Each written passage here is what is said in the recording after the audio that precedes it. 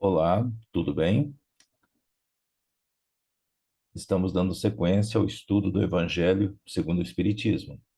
Hoje o encontro número 98, desculpa, capítulo 23, Moral Estranha, parte 1. Vamos lá. Essa é a primeira parte do capítulo 23. Aborrecer pai e mãe. Um grande grupo do povo marchava com Jesus quando ele se voltou e disse: Se alguém vem a mim e não odeia seu pai e sua mãe, sua mulher e seus filhos, e mesmo a sua própria vida, não pode ser meu discípulo. E qualquer um que não carregar a sua cruz e não me seguir não pode ser o meu discípulo. Assim, qualquer um dentre vós que não renunciar a tudo o que tem, não pode ser meu discípulo. Isso está em Lucas, capítulo 14, versículos 25 a 27 e o 33. E temos aqui uma outra passagem, em Mateus, no capítulo 10, versículos 37, onde ele coloca: Aquele que ama seu pai ou a sua mãe mais do que a mim, não é digno de mim. Aquele que ama seu filho ou sua filha mais do que a mim, não é digno de mim. Então, agora vamos às respostas dos espíritos. Algumas palavras, aliás, muito raras, contrastam de maneira tão estranha com a linguagem do Cristo que instintivamente nela repelimos o seu sentido literal. E a sublimidade da sua doutrina nada sofre com isso.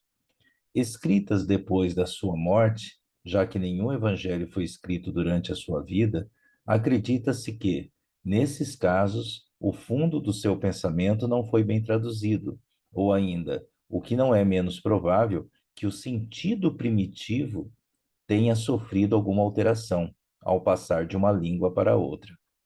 Basta um erro ocorrido na primeira vez para que os copistas o reproduzissem, como se vê muitas vezes nos fatos históricos. Então, sempre que a gente coloca a questão de Sócrates, de Jesus, dois indivíduos que não escreveram nada. Tudo que você lê de Sócrates foi escrito por Platão, que era um discípulo dele. E tudo o que se lê de Jesus foi escrito pelos apóstolos. Mas algumas coisas foram consideradas apócrifas e não foram colocadas na Bíblia. Como se trata de um processo que foi escrito há mais de 2000 anos, numa língua que tinha poucos recursos, e foi interpretada por indivíduos que ouviam aquilo, eles colocam que você não pode levar as coisas no sentido literal. Que a palavra odiar, ou melhor, a conotação que foi dada a esse tema, você não tem que levar as coisas de forma literal. O indivíduo que vem pregar o amor de- não tem o mínimo cabimento de pregar o ódio. Se todo o processo que ele plantou foi de amor, e aí você pega uma passagem isolada e destaca o ódio, então isso significa que a gente tem que avaliar um pouco melhor ao invés de já tratar algo como certo. Não, você tem que avaliar com mais critério. Vamos seguir aqui.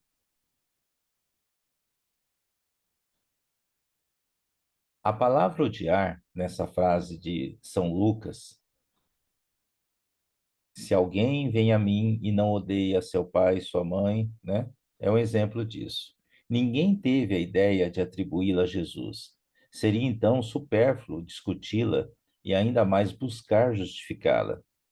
Seria preciso saber, primeiramente, se ele a pronunciou. E em caso afirmativo, se na língua na qual ele se exprimia, essa palavra tinha o mesmo significado que na nossa. Então, nessa passagem de São João, aquele que odeia a sua vida neste mundo a conserva para a vida eterna. É claro que não exprime a ideia que lhe atribuímos. Então, quando São João diz: aquele que odeia a sua vida neste mundo a conserva para a vida eterna. O que que é isso? É uma referência de não se apegar a essa vida.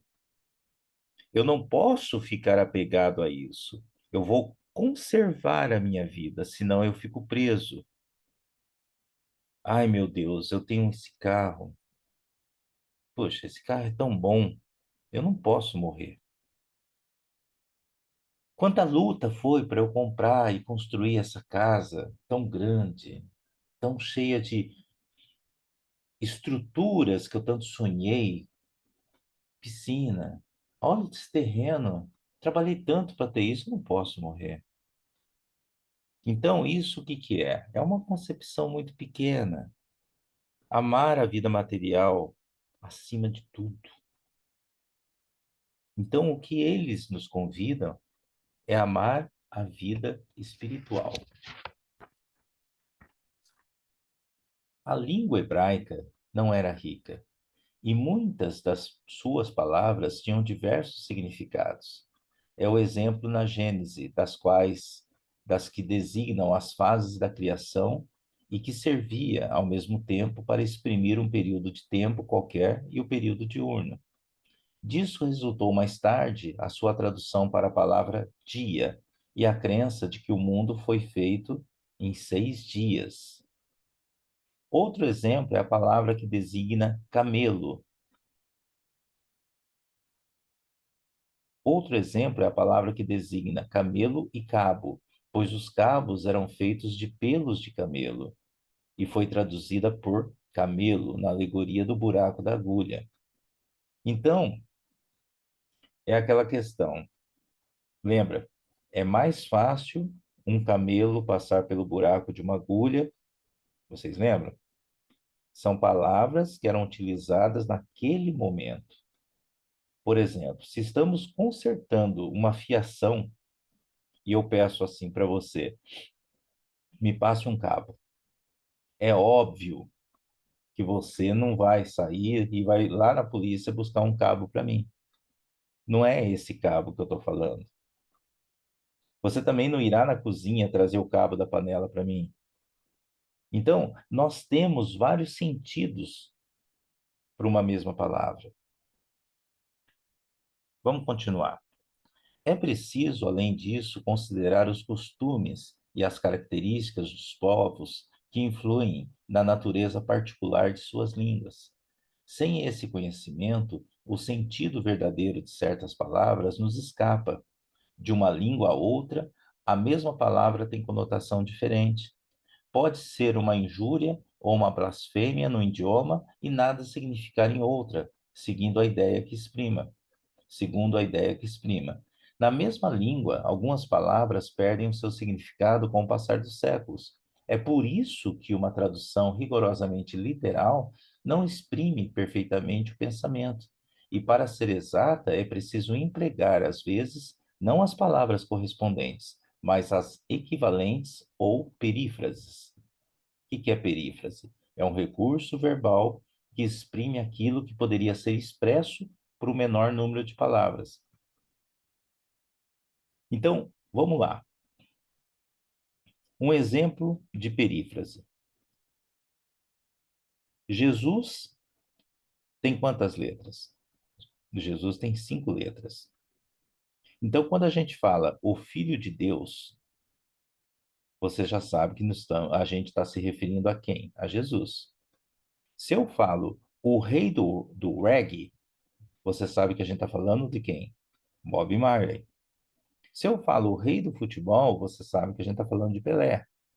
Então, quando você expressa uma ideia que expressa um símbolo, você está utilizando o conceito de perífrase. Então, aí, vamos aqui no segundo parágrafo. Na mesma língua, Algumas palavras perdem o seu significado com o passar dos séculos. Então, é isso. Algumas palavras que eram consideradas, por exemplo, palavrões na época, perderam esse significado e hoje, muitas vezes, são expressas em música, numa capa de um livro. Então, são situações que são momentos diferentes e a gente não pode pegar e analisar e interpretar de uma forma literal. Continuando.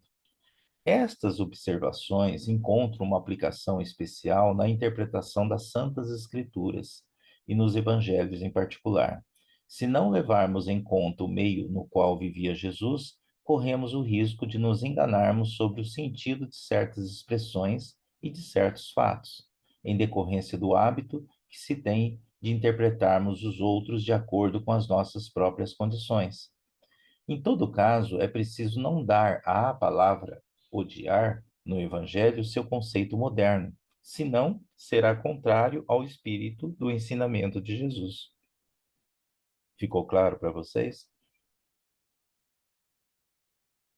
O que ele está falando aqui no final?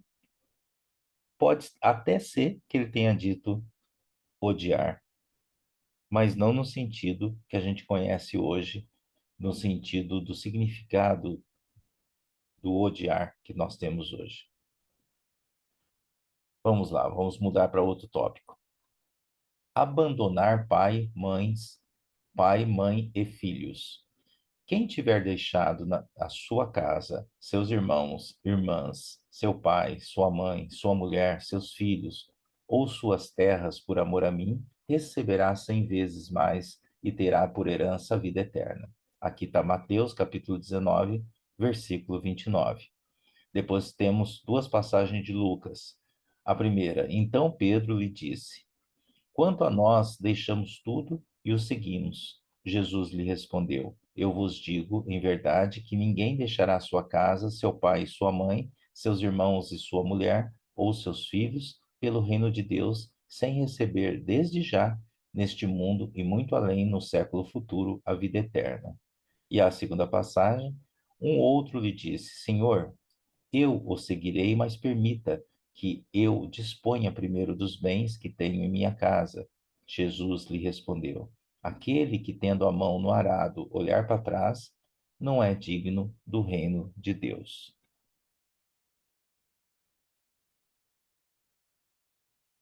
É isso. Jesus, o que que ele coloca aqui? Você vai falar, mas Flávio, como assim? Eu tenho que abandonar a minha família para entrar no reino de Deus? Para quem não é e não aceita o sentido reencarnacionista, dá um nó na cabeça, né? Então, onde muitos indivíduos se aproveitam disso aqui para se empoderar diante dos fiéis, isso acontece muito.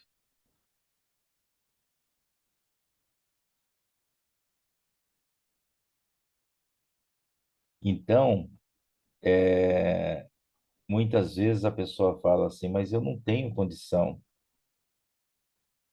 Que aí ele ouve de um líder, você tem que desapegar dos seus bens materiais. Você não ama a Deus?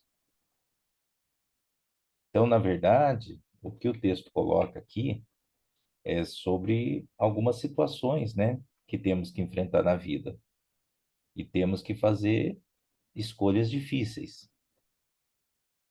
Ele aqui nos encoraja a não olhar para trás como alguém que está arando e desvia o olhar. Devemos sempre seguir em frente com determinação e não nos apegarmos ao passado. É aqui o conceito que ele coloca aqui, não olhar para trás. É sempre acreditar, sempre olhar para frente. Sem discutir as palavras, é preciso buscar o pensamento, que era evidentemente este.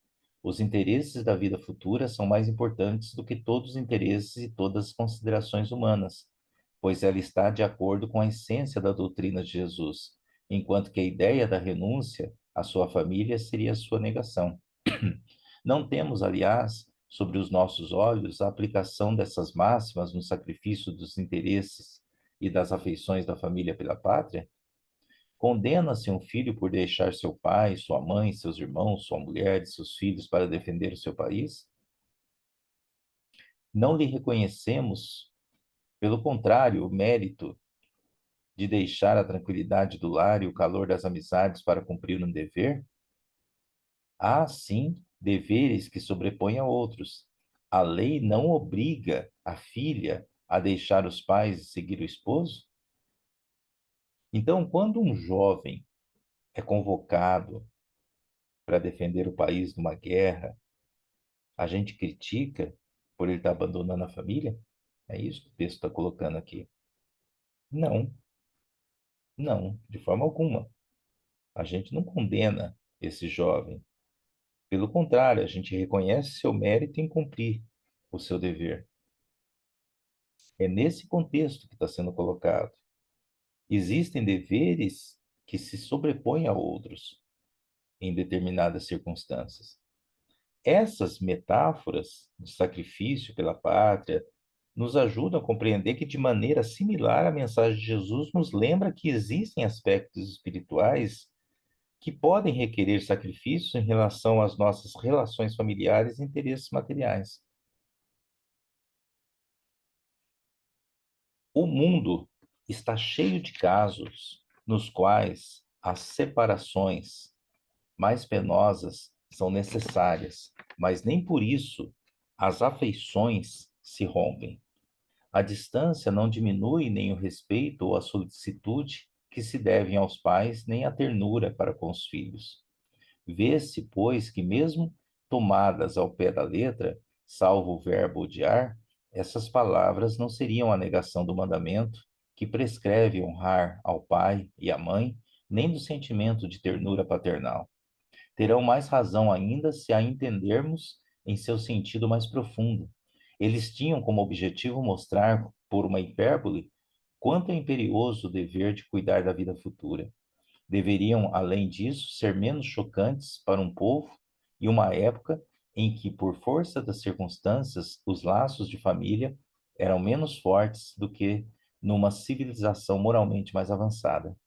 Esses laços mais fracos entre os povos primitivos fortificam-se com o desenvolvimento da sensibilidade e do senso moral. Então, o texto aqui nos faz relacionar com as relações que experimentamos em nossas próprias vidas. Às vezes, circunstâncias nos levam a tomar decisões difíceis que implicam em separações.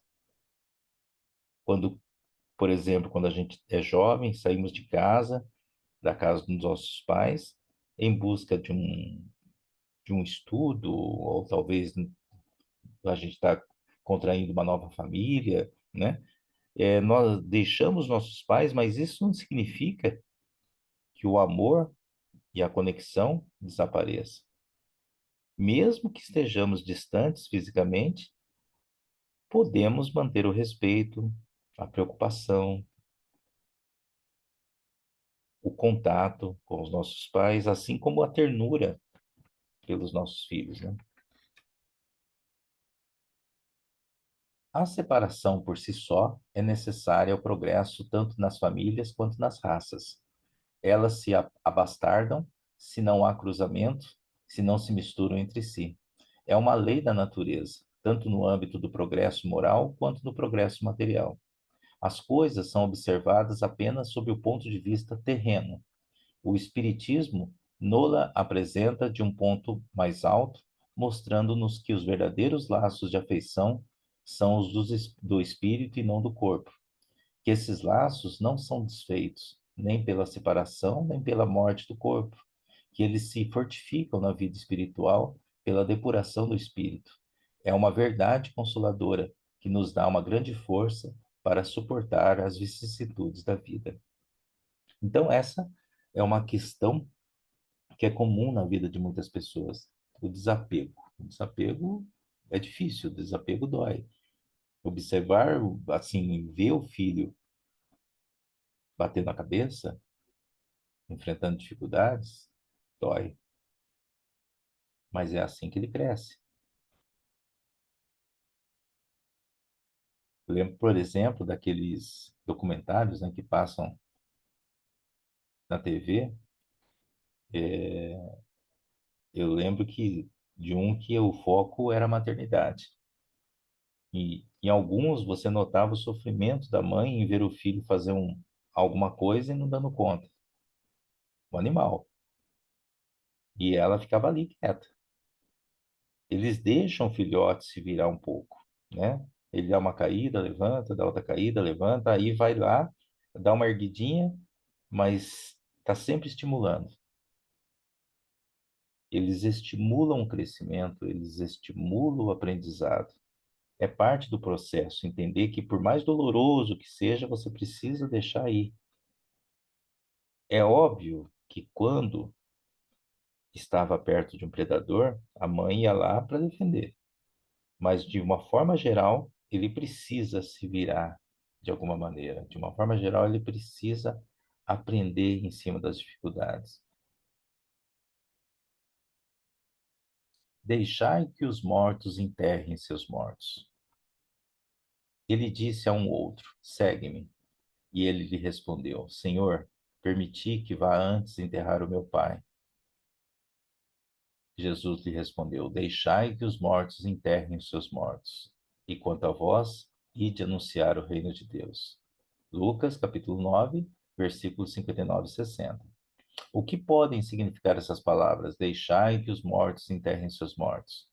As circunstâncias anteriores mostram, primeiramente, que nas circunstâncias em que foram pronunciadas, elas não poderiam exprimir uma censura contra aquele que via como dever de piedade filial e enterrar o pai. Mas elas encerram um sentido mais profundo que somente com um conhecimento mais completo da vida espiritual se poderia compreender.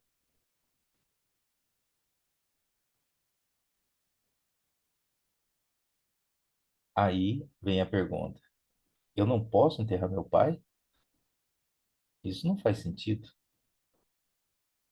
Então, se você pensar sobre a ótica material, realmente não faz sentido. Mas se você pensar sobre a ótica espiritual, aí sim começa a fazer sentido. Veja só. A vida espiritual, na realidade, é a verdadeira vida. É a vida normal do espírito. Sua existência terrena é apenas transitória e passageira. É um tipo de morte se a compararmos ao esplendor e atividade da vida espiritual.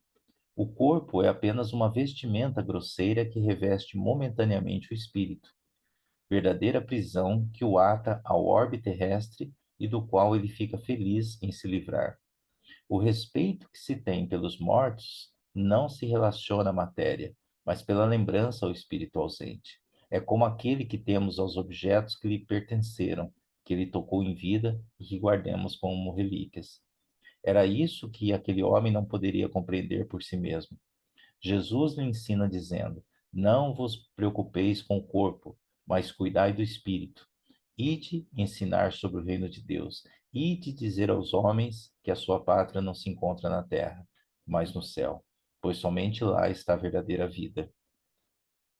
Essa noção que o Espiritismo coloca aqui para o reencarnacionista, se a minha vida é do espírito e o espírito é imortal, né?